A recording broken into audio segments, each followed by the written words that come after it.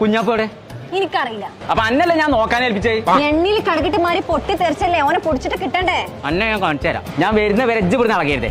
ഓനെ കിട്ടുമെന്ന് ഞാനൊന്ന് നോക്കട്ടെ. നിർത്തി. എന്റെ ചെറുക്കനെ കാണാല്ലേ, അവർ അനൗൺസ് ചെയ്യാൻ പറഞ്ഞാണി. ബിസിലടിച്ചെടുത്ത കാര്യം അനൗൺസ് ചെയ്യാൻ പറയുന്നത്.